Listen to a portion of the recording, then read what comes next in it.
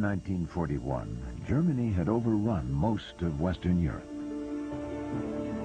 To avoid the same fate, the Yugoslavian monarch, Prince Paul, signed a non-aggression pact with Adolf Hitler on March 25, 1941. The deal angered his Serb generals who felt he had somehow betrayed Yugoslavia. 2 days later, they overthrew the monarchy and nullified Prince Paul's pact. Hitler was furious. He ordered his generals to punish the Serbian troublemakers and crush the Yugoslav army entirely.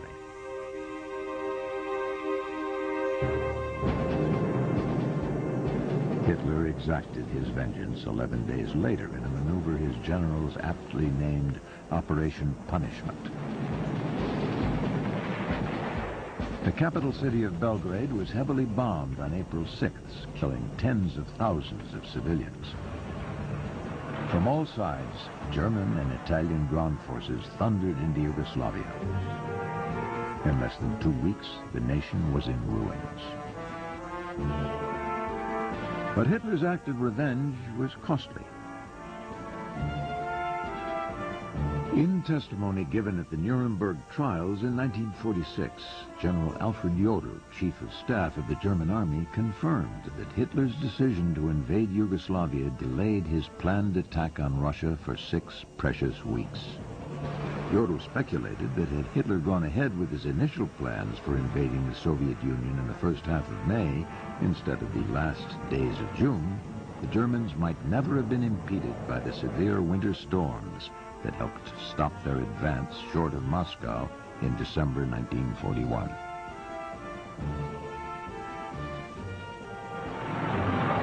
When they took control of Yugoslavia in 1941, the Nazis dismembered the country. The Germans and Italians took control of most local governments, with one inflammatory exception. The Nazis allowed the pro-German Croatians to create an independent state of Croatia in April 1941. The Croats' political leadership, known as the Ustaše, exacted its revenge for years of Serbian domination. Under their checkered flag, they massacred 1/3 of the Serbs in Croatia, along with thousands of Jews and Gypsies, forced many other Serbs into exile, and converted some to Catholicism. Some Nazi SS officers were reportedly horrified over the brutality shown by the Ustaše. Many of the bodies of those murdered were cut up and tossed into the Danube River. To fight the Germans and Italians occupying Yugoslavia, as well as to protect non-Croatian citizens against the ruthless policies of the Ustaše, 2 groups of underground guerrilla armies emerged during World War II. Serbian officers of the former Yugoslav Royal Army, under the leadership of Colonel Draza Mihailovic, formed the first. They called themselves Chetniks. The Communists organized the second movement of guerrilla fighters, known as the Partisans. The Partisans were led by Marshal Tito. Both groups sought support from the Allied nations. But nagging reports kept coming in from British and American agents in Yugoslavia that made it difficult to determine which group, the Serbian Chetniks or the Communist Partisans, was really fighting the Germans, and which was trying to take over Yugoslavia for themselves. Initially, the British backed Mihailovic's Serbian Chetniks because their record of fighting the Germans seemed to be much more substantive than Tito's Partisans. But as Allied agents' reports continued to trickle out of Yugoslavia, it appeared that the Chetniks were not killing as many Germans as the Communist Partisans. What the British had no way of knowing at the time was that Communist spies had infiltrated British intelligence and were distorting the information they were receiving. According to secret files released by the British Public Records Office in November 1999, a ring of Englishmen working as communist spies altered the contents of many messages coming out of Yugoslavia. This was done to reflect more favorably on the partisans' efforts over those of the Chetniks. Based on this tainted information, the British dropped support of the Chetniks and gave aid to the partisans. When Soviet troops entered Belgrade on October 16, 1944, the Germans were defeated. And war-torn Yugoslavia was reunited as a communist nation with Tito in full control. 39, 1940, 41. How old were you at that time? Well, when the war broke out, I was only 10 years old. Right. In 39 and 29 I was born, so not much with the time. So you were born in, what was it? In Karlstorf. Yeah. Karlstorf, and so that's near Belgrade. Serbia. It's in Serbia. Serbia? It is Serbia, yeah. Are you considered a Serb? No, I'm a 100% German. Okay. Not quite as stubborn as they are. It is strange. When I came to America and people heard that I was born in Yugoslavia, and then they said, well, then you're not German, you're Yugoslavish. They could not get it. And I said, oh yeah? If my cat has kittens in a china closet, would they be soup plates? I didn't think so. Soup plates. Well, they didn't get it. No, I'm a 100% from Alsace-Lorraine at that time, 150 years ago. They settled. Yeah, no, I'm all German. So you're a German transplant living in Serbia, which was part of Yugoslavia. Mm-hmm. And during that time period, what did your mother and dad do? What was their occupation? Well, we were farmers. That's another interesting. In the farmers in any place else that I ever saw, there is the house and the farm, everything is around it.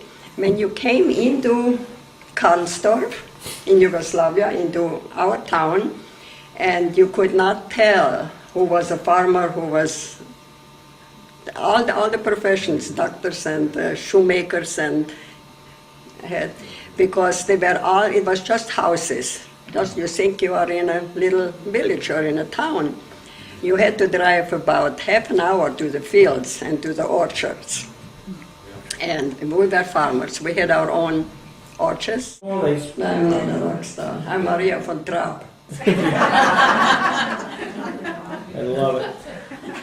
So here you are, your mom and dad are in the farming business. What do they have you do? What's a normal day for you in Karlsdorf? Well, what have they do? They got up, they very few hours sleep, horse and buggy, no indoor plumbing, no electricity. It was very primitive life, but happy life. We had our own gardens, our own, any fruit you can think of, apricots, peaches, plums, raspberries, everything. And Wednesdays, every Wednesday there was marketplace in town or in a village. And you took your eggs, my mother took eggs, and they, was in the middle of the road. But no, very hard work. Was there a lot of, you being German, and again, Serbia, I don't want to dwell on this, but Yugoslavia is known for all of its different ethnic groups. Yes, there are a lot of them? There's about 500,000, no, 600,000, over 500,000 Germans in Yugoslavia and Romania. They're all from Alsace-Lorraine, from Germany or... So it was very logical at the time when Adolf Hitler and the Germans were considering expanding their land holdings to think about this place in Yugoslavia because of the number of Germans. Well, Hitler wanted the whole world. What start with Poland, right, France, England, and then came Yugoslavia. When he occupied us in Yugoslavia, that was in 41, I think, that everybody was happy and relieved because the Serbs and the partisans, they burned houses down after the Germans, all the Germans. The whole town was Talk German. about a little bit when the Germans came in. Mm-hmm. You saw on the film the invasion of Yugoslavia by the Germans. What was your family's reaction? Did you welcome them as part of, this is your heritage? Everybody was happy and rejoicing and hollering and all that. Heil Hitler, that man should have never been born, I'm sorry. And because before that, when the war started, that's my allergies, I don't have a cold.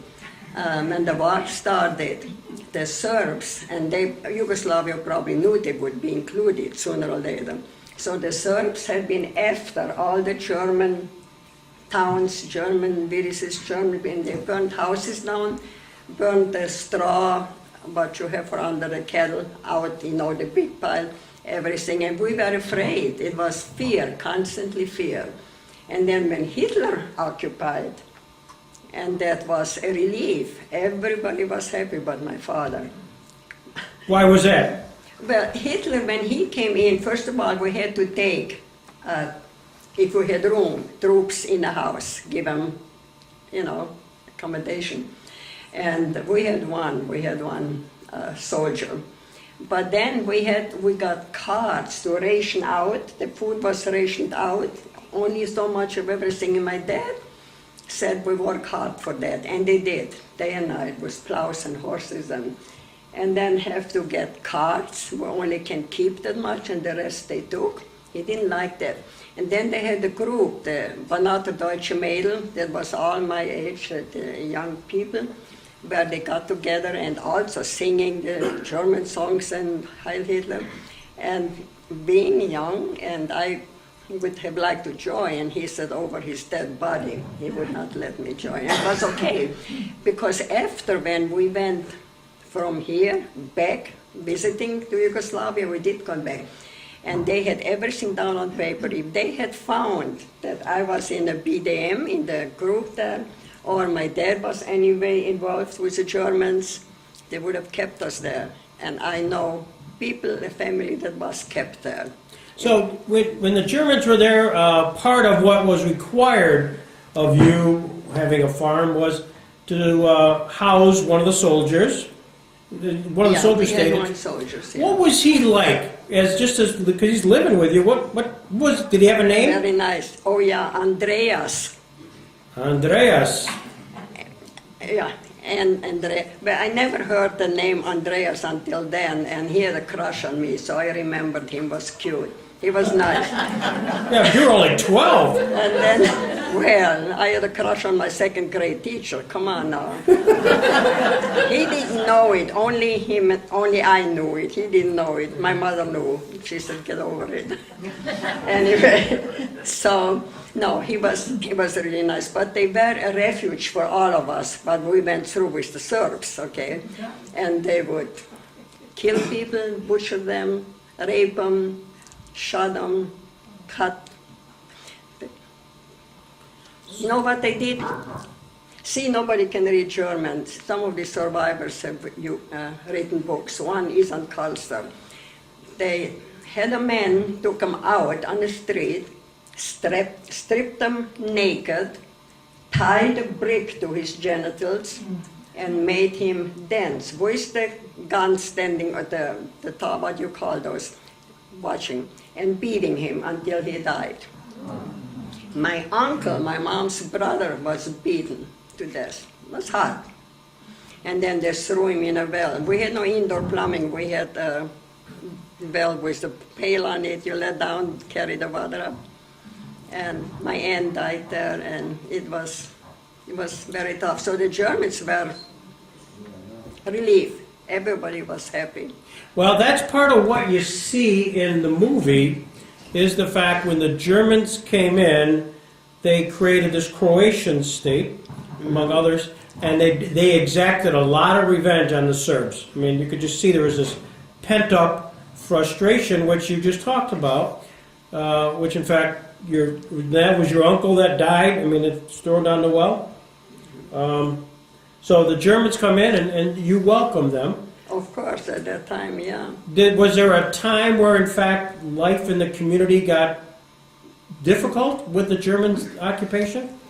No, well, not for us. We were 100% German, our town, was a small town, understand. But some were not. The Germans were in Romania and in Albania, and part of them, as I said, 500,000 600,000 Germans in Yugoslavia. While you were living there, did you hear speeches from Berlin? Did you hear Hitler over the radio? Was there, how did you know about all of this? We didn't have a radio, we didn't have phones, we didn't have all those things. So, No. newspaper, I mean, was there a newspaper? Newspaper, no. We had a drummer. He was standing on a corner every day and then read the news. Well, we read the news. Read the news. Oh, that's interesting. So you'd go to a kind of a community area, everybody, you would get your attention and then would read the news. Well, it was in different blocks. There was one that would, yeah, they would just. So that's how you knew what was going on. What did they say about how the war was going on? I mean, here you're occupied by the German Nazi troops in Yugoslavia. How did they? The Germans were not there that long. The Russians came in '44. So how long were the Germans in your town? Pardon? How long were the Germans in your town? Well, 41.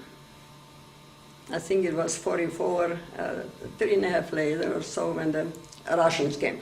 And then, well, what the Germans did, the Germans said, because at first they told us, the drummer told us, Banat wird nicht evakuiert. We could already hear the cannon thunder in a distance, and they still told us nothing will come. And so, of course, they did come. But the Hitler said when they came closer, when the troops came closer, they said the German children, anybody to Germany, they can go to Germany. He did give a way out. I didn't want to go. And we did have, most of my friends went, and when the children were gone, they took the parents down. They took them to Germany because of the Russians coming. And we had the wagon loaded, and my dad wanted to go too. I didn't go, but then the whole family could go.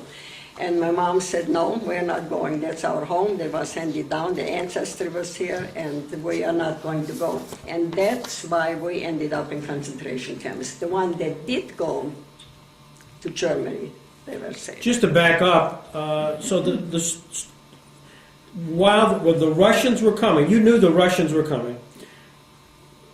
Hitler and the German government gave you an option. Yes. Every family had an option to move to Germany. All the Germans, yeah. Yes, all the Germans had a chance to move or stay. And you chose, your mom and you decided to stay. But I didn't want to go alone. Oh, I see. First the children. I didn't want to go alone. And my sister and brother didn't want to go. But when we all could go after, and then I wanted, but my mom said no. So there was that option, and ultimately the family chose not to go. And then, as the Russians were getting closer, well, I also back up. Excuse me, could I have a little water, please? I get a dry mouth. You know, it's a good question to see if the Lutherans have water down here. Usually it's, the best of my knowledge, it's just wine. Well, if you have Tia Maria, I'd rather have that. You got Tia Maria? Yeah, well, okay.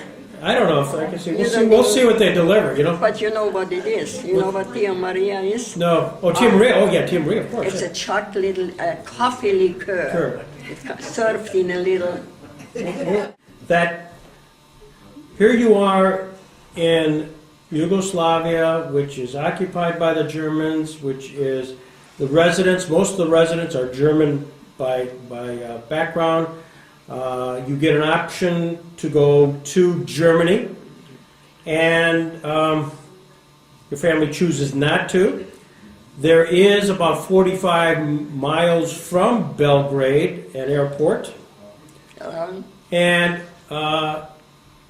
at a point where you know the Russians are coming, you can hear the cannons, even though the Germans are beating the drum in the corner of the street, simply saying, no problem, no problem, and ultimately you have to move, don't you? You have to leave and go. Talk about that. At some point, somebody says, we're going to march to the airport.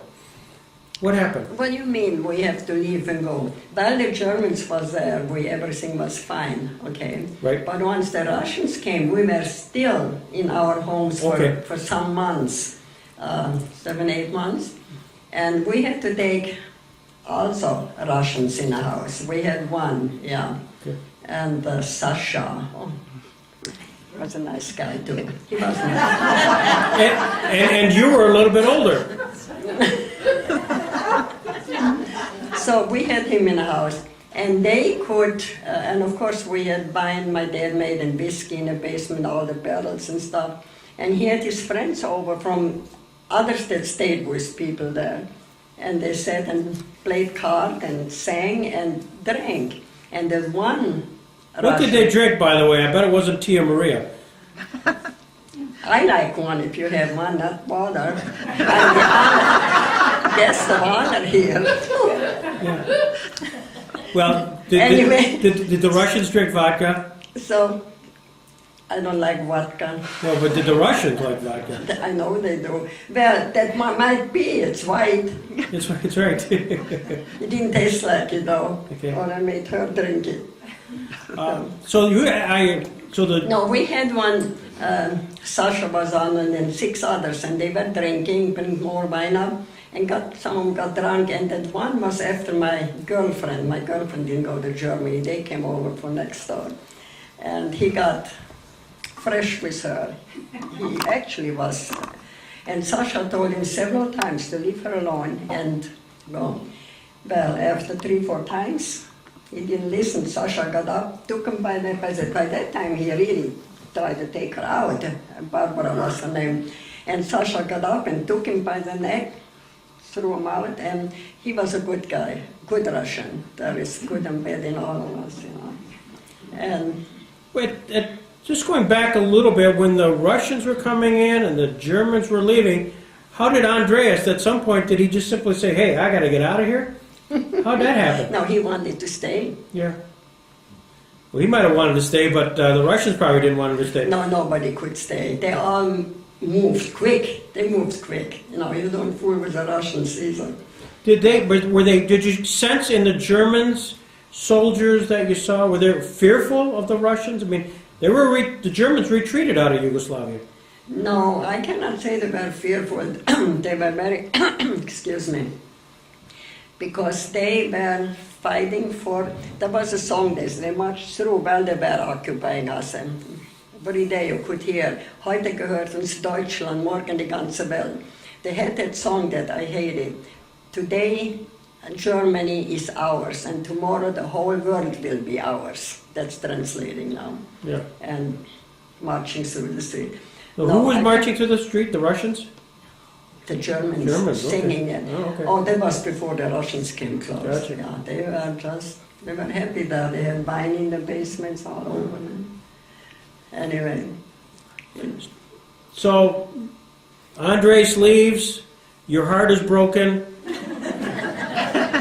and all of a sudden now you have a new Russian, Sasha. He was tall, blonde, handsome. I still remember him. Yeah, but listen, he was a good guy. He threw the other one out because he got after, was drunk already anyway. What was the difference between really you were occupied by the Germans, you were occupied by the Russians, just nature in the village, what was the difference between the two? Did you notice anything different?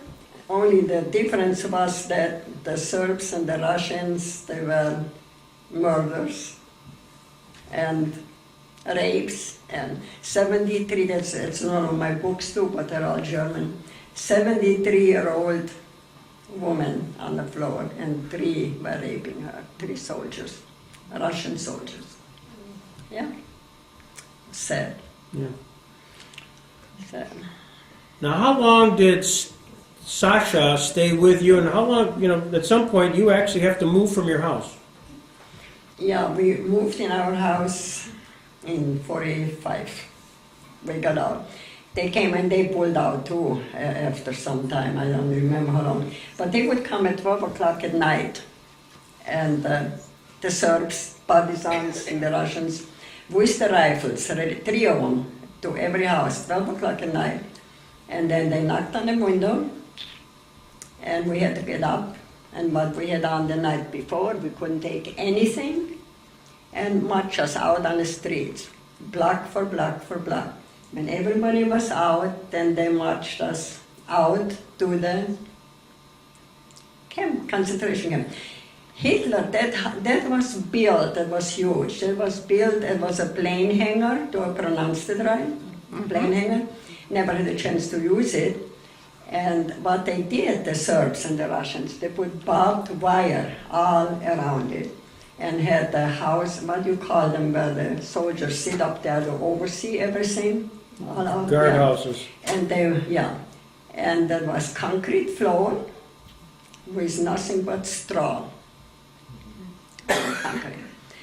And before they did that, they took the men, anybody that could work, and the women, and took them to Russia, slave camp. They all went to Russia. My dad was one of them. Didn't know what he was dead of life. And then the rest of them, and the children that could work at all, small babies, they took them away from the parents, and the old people that couldn't work anymore, and put them in another concentration camp. And there they died, literally died, no food at all. And us, they marched on foot, wisdom, things between. When somebody fell, could have been your mom or a relative, and you tried to help them, they shot you and them. You couldn't help anybody until we got out. There was quite a distance out to that camp. And outside they had a 2x4, and there was bathroom with the soldiers standing there. No food for 2.5, almost 3 weeks. And then when we got food, they had the corn on the cob, raw, the ripe one, not the green corn, and grind it up with the husks on it, grind all that. And potatoes, as they come out, the little ones from the ground, no washing, nothing. Mix those in, and most of the time it was rotten. You couldn't even eat it anymore. It was sad, very sad. They actually sent some of the girls to Russia, and there was a break-off line based on your birthday. I was supposed. Well, at first they took by the year, and excuse me, 1929. Is somebody telling me something? Because that's my allergy, and by now I was okay all day. That happened. Thank you. And then they changed it. But my mom, my mom said that I was born in 1930. At that time, that was cut off. They didn't take the 30s, and so I didn't get to go. But if somebody had checked it out, or if they had found out, they would have killed us right there. No mercy, they would have killed us. So your mother took some liberties with the truth and said that you were born in 1930, and as a result, you did not go to Russia. No, I did not. I was 1930 until I came here, and all my friends had a 50th birthday party for me in their house. John and Don Anderson, Joe and Don Anderson. My 50th birthday, well, I was 51 at the time, but they didn't know it. When everybody thought that I was giving those, my life story for 10 years. When Peter died, 1983, until 90, in every church, in whatever they had things going on. So everybody, some people of you have been here then already, I'm sure, and you heard everything. And that was years ago, and now I'm getting older and probably not that remember anymore. So we're being honest tonight. I had nightmares. I was married to Peter for short of 30 years. He had a brain tumor. And for 20 years out of those 30s, I woke up screaming in the middle of the night. He was such a patient, caring, loving man. He would wake me up and, Maria, Maria, you are here, you are not in concentration camp. Waking up screaming, oh! you know, because I saw, you wouldn't believe the things I saw. I was bad. I don't even want to go. All those gory things. I don't have, after he was gone once or twice since he was gone the first few years, but not anymore, no. You were in the camp about 11 months. In camp from 45 to 47. Oh, really? And With the months, 2.5 years. And again, who was in the camp with you? Was your mother? Yeah, my mom and my brother, my sister and I. And your father had gone to Russia, or been sent to Russia? We had no clue what's going on, Barry, if he's still alive, nothing. And what about anybody else in your family that you know? Well, my aunt, my mom's sister, she was killed by them in a camp, starved to death. My uncle was beaten, that's her brother. And and then we lost friends and cousins. And two of my cousins were in Russia, and we never. Night by night, I know it's a difficult subject, but did they work you in the concentration camps? Oh my God, did we work? This is when most of people died. Without food, no sleep. They came at night with the rifle, went in through the whole thing, and they poked you. I can compare it to eeny, meeny, miny, moo, you get up, but that's not what they said. They just poked. And whoever they poked had to get up and go out. And out in a big, there was fence around and we were inside the building, yeah. And some nights, when they took them out, you heard screams. Some other nights, you heard shots. And some nights you didn't hear anything and never saw them again. So we don't know if they took them or what happened. But then we had to get up at night and early morning, go out on the fields. Now, as I said, there was no farm. You did not believe there are farmers in the town because everything was all just a town. And we had to walk out to the fields without food, and the heat, without everything. And when you fell, somebody else tried to reach down, that's instant, you were gone.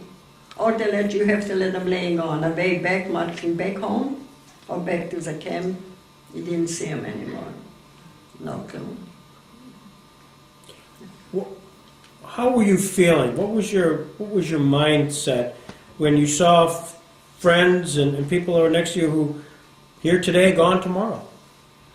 It was very, very hard. I have prayer, believe. My mom, it was really, it's almost funny, but I shouldn't even say, while we were laying there waiting until they come and poke to get out, couldn't sleep. And then there was a man there and he was praying. Karlstorff was Catholic. I was born and raised Catholic. I'm Lutheran now. And I changed my name. I didn't like my maiden name. That's why I married Peter. Well, my maiden name was Ipach. Ipach. I-P-A-C-H, right? So they called me Ipach. And I said, I'm not Moshe Dayan. I'm not even related to him. So when I married Peter, it was Welker. And then Maria von Trapp later. Anyway, so when on the way back and there was nobody there. And when you go on the outside and you try to, sometimes you just have to go by with a guard outside and didn't come, have to go to the restroom and then come back. When you worked there, I mean, you were at the time. We worked in the vineyards and when the grape season was, or the fruit season, or picking the potatoes, whatever. Farming. Yeah. You were basically farming there, right? My family, but no, there were jewelers and what do you call them that make the horses, the shoes, and blacksmiths, and carpenters and. There were all kinds in that village, so you did not know who was farmer by just driving through. Everybody had horse and buggy, no cars. No cars. You were in the camp for about, as you mentioned, 2.5 years. At one point, your mother decided enough was enough. Oh, my mother, she was quite a trooper, I tell you. Oh, I was going to tell you at night, they were praying, people were before, we never know when they come in and take some out. And that man, he was praying, Maria hilft, Maria hat geholfen. And in other words, Mary, the Holy Mary, the Catholics, right? And he said, Maria is helping, and Maria will help, and Maria hat geholfen. And somebody said real loud, oh yeah, she helped you already to get in here. And that was all German, they didn't understand German, the Russians, right?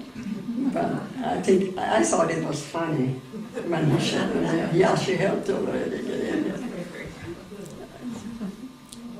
So your mother finally decided, hey kids, let's get out of here. Well, the reason was we were going to die anyway. There was the Germans were here, they saved us at the time, they got out. And so she said, we didn't know where my dad is. We had no idea whether he was still alive or not. And there was another woman with 2 children, and the husband was also in Russia. And so she said, we're going to there and go. If they kill us there or we die here to starvation and beatings and rapes, they took them out, and so we did. I was in a cornfield, crawling at night, and my mother always shh, because I had a hard time keeping zipped up with my legs. I did. So. I'm shocked. What? So as how did you get out of the camp? I mean, they didn't open the gate and say, go ahead. No, that came from Karlsdorf, ours. Okay. That was transferred to another one and was close to the Hungarian border. Right. And there, many times we thought there must have already been, with the thought of the ones that make it, let go, because after those years, I don't know, but there was not all that. They had guards all over there, night and day they were gone. But my mom didn't care. She said, well, we are going to try. Just don't talk and be quiet until we get to the border, to the Hungarian border. And when we came there, but the Hungarian people was threatened, just if they house or help any Germans, they're going to get treated the same way. So, thank you. So, we did go, and we thought it was in the middle of the night, we got into a farmhouse. And we thought, well, we stay here, the barn, and by the time the farmer get up, we can move on. We didn't know where we were going, but we were away from where we were in Hungary. The border was right there. And well, lo and behold, the farmer came out. And very, very kind, and he probably was a caring person and wanted to help human beings, even knowing he might get caught and get killed too. We don't know what was. He gave us milk, fresh milk from the cow, and I didn't want it either.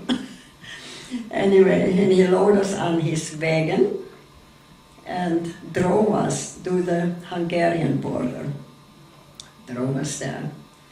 Let us off there, and we have no idea whether he was caught and whether he's alive or whether he made it back home. And that always haunted me for a while. He was so good to us. And my mother spoke Hungarian. She was born in Austria, Hungary. Yeah. So. When you got to Austria, what did you learn about your dad? Oh, my dad, we went through the Red Cross, and the Red Cross had found him. What they did with the people they took to Russia, to slave camp, when they got sick, they sent them to Germany in the East Zone, Who was it? Reagan that said, get that wall down? Right. Khrushchev, get the wall. And they sent them there to recuperate. and then they had to go back to Russia. And they found him, but he wanted us to come there. And my mom said no, even if we don't see each other again. She said no. We were in a Russian zone. I lost my sister, my brother, and we saw beating, we saw everything, and we are not going. And if he can come here, fine, and if not, then we'll be here. Well, the Red Cross, bless them, whoever it was, I don't even, he could come. He got out from the Russian zone, and those people too, I don't know if they later on paid for it or how he get out, but we didn't recognize him. We didn't recognize his skin and bones, and yet lived to be 6 months away from 90 anyway, considering concentration camp and Russia, and made it. God is good. God is good. What did your dad say about his experience in a Russian concentration camp? It was bad. The women were raped. The food was poor, hardly to eat. They had to work. And beating when they said if you don't feel good, they got beat. And they treated them just like they did us, the Serbs, partisans, when we were there before the Germans came. Yeah. So you sort of reunite in Austria. We were reunited. Your family's reunited, remarkably so, given your odyssey of various ways. What happened after Austria? I mean, you're reunited, and then you somehow find your way over to the United States? No, we stayed there. We lived there. Okay. Austria was a home until then. Until my uncle, my father, has a sister in Cincinnati, Ohio, and her husband and the child. And my dad's father, he went, in those days they came to America working, sent the money home at the husband's alone, remember, yeah. And my grandfather was out there. And then that one daughter, my father's sister, she stayed in Cincinnati, came also and stayed there, married. And when she heard that we got through and we had no contact because there was no contact. And so she started to make papers. And I was engaged to Peter Welker, the love of my life, that died in '83. Who you met at a ballroom dance, right? Pardon? Didn't you meet him dancing in a ballroom? How do you know all that? I had my people. She was sitting here. Jeez. No, I met him out on the street, actually, out on the street. My girlfriend, I was 18 years old, and I had to have a chaperone to go to the dance in Austria on Saturday night. They had dance and dinner and then had dancing, ballroom dancing, not what they have on TV, dancing with the stars, half naked. Provocative, that's what it is, pornography. Yeah. That was ballroom dancing. And we wanted to see who is playing and who was, so my girlfriend, Irene, see when I think of the name, I think of others. Irene and I walked there to the dance hall, and they were always out there. And there were two guys standing there talking. We walked by, they were about here, and the hall was there. And he saw me, he was smitten. I could be loved unseen. So, and then on the way back, he heard me say, "Heit Overbirds gone," in all German and everything, right? He heard me say, "We are coming tonight." So, well, that night, my friend Irene's mom and dad went with us. One Saturday, my mom and dad went with, and it was my friend. So we come there, and he comes, and he was that Austrian Welker, the Yache, he was so cute. and took me to dance. And I didn't know much dancing at the time. I was only 18 years old. You couldn't get out of that. And he said, I said, oh, I know a tango, but I don't know this one. And he says, that is a tango. So, but that was it. That was, I knew he's going to be the love of my life, my partner for life. And he did too. We were engaged. We would have got, we did not get married in Austria or in Jamestown because his family brought him to Akeley, PA. That is his mother's cousin. They were married and had family in Akeley, PA.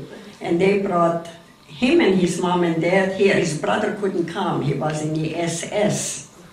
At that time, they didn't let every dick, Tom and Harry in like now, you know. They sit and we support them with the tax dollars. Not fair. So, and he couldn't come, but we brought him out later. It was easier then, you know, that, yeah, he was in the SS. And lovely time. So when we went home, now listen to that, I had to be home by 11 o'clock. Of course, we had parents with us, right? Irene's parents were with, yeah, right. I didn't go home with Irene's parents. So my mom sits waiting. It's always waiting up, and it was a little later too, you know. And she said, na, hast du seine Zeit gehabt? Na, Maria, did you have a good time? And I said, oh, I'm in love, I'm in love. And she says, is he Catholic? She said, is he Catholic? Is he Catholic? And I said, no. She said, forget him. I'm not kidding. She did not want even to meet him. Forget him. I said, never. If I had lost my parents, I would not have given up Peter. I wouldn't have. I have always had a little streak, you know. I'm not stubborn like the Germans. I'm determined. There is a difference. Look it up in the dictionary. So, no, I didn't give him up.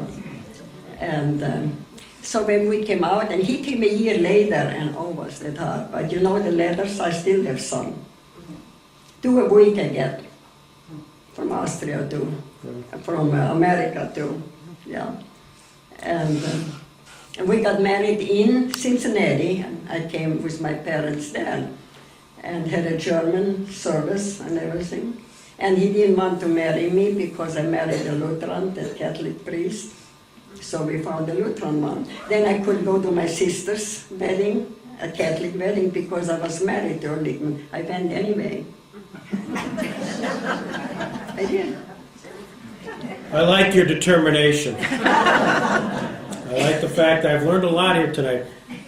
From Andres to Sasha to Peter. Oh, there are a few in between. Yeah, few in between, of course.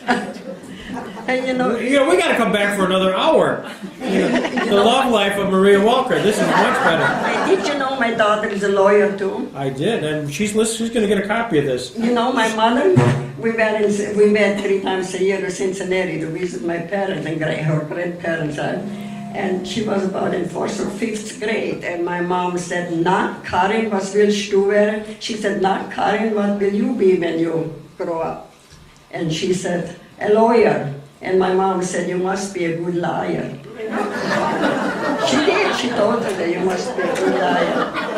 I said to Karen, I'm going to tell, she still remembers that. She said, I said, I'm going to tell Mr. Peterson that. Wait a minute, I'm not sure how this got turned on me. Where did this go wrong? So anyway, you've had such an amazing experience going, I mean, just recapping a life like no other, obviously. But you know, Mr. Peterson, it wasn't all piece of pie coming to America. We wanted children right away. And we didn't speak English. None of us spoke English. Nothing. And when Erhard was ready for kindergarten, he's the older, Karen is the 2.5 years younger. And he went to kindergarten, didn't speak much English, a German name, Erhard Welker, you know.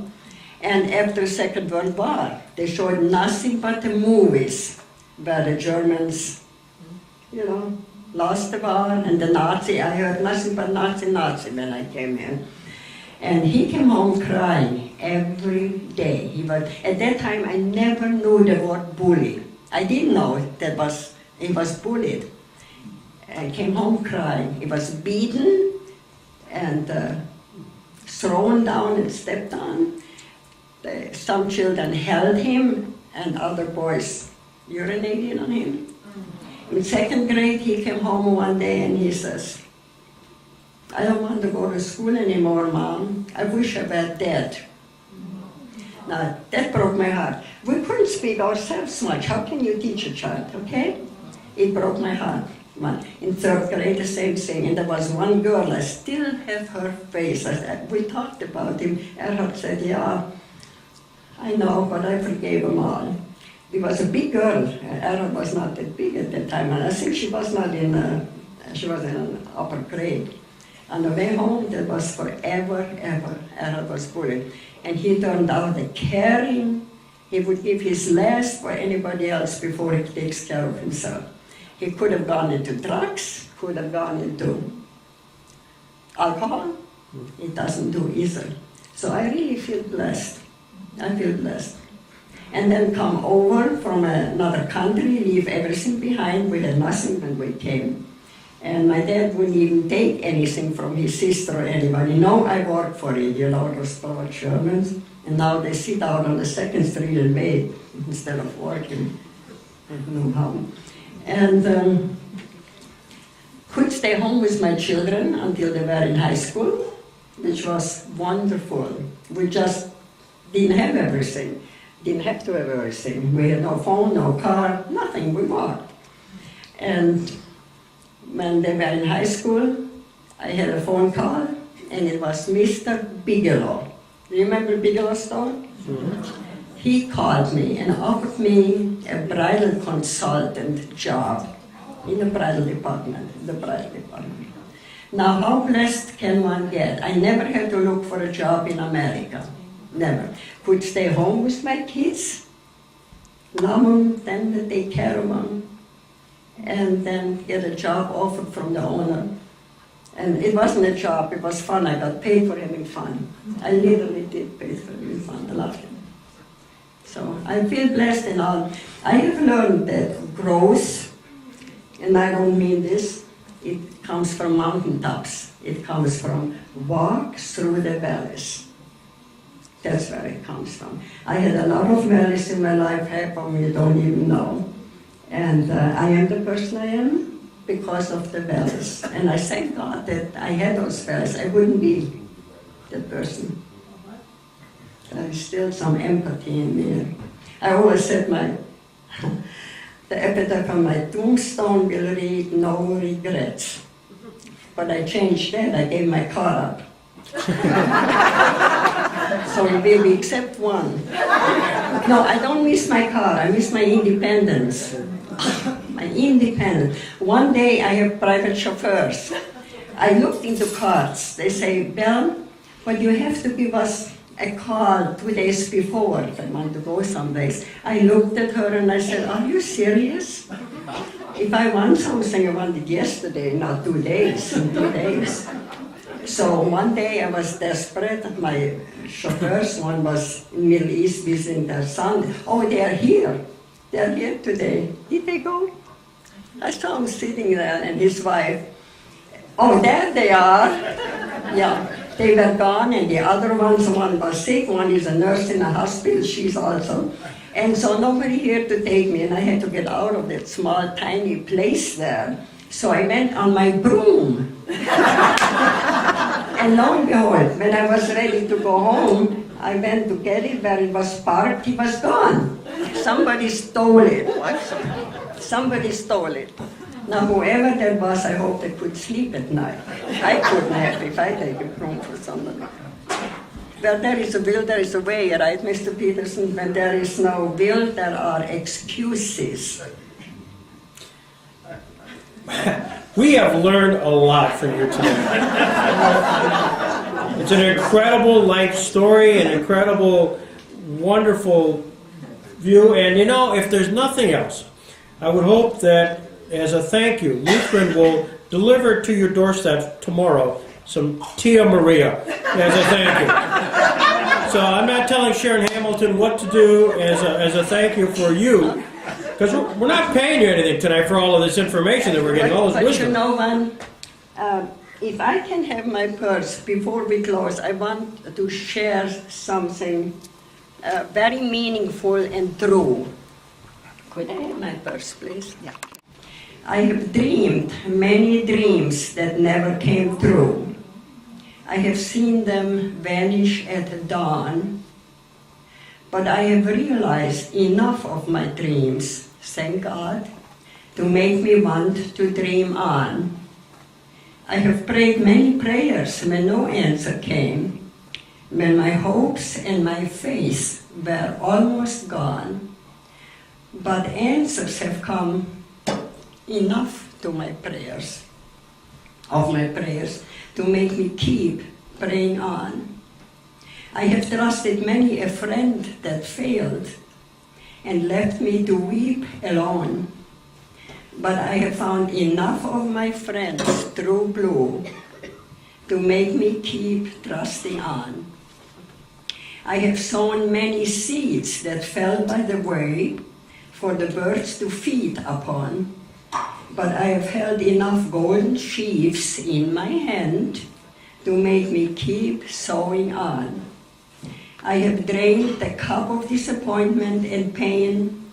I have gone many days without a song, but I have sipped enough nectar from the roses of life to make me want to live on. This is my life. And we're glad it is. Maria Welker.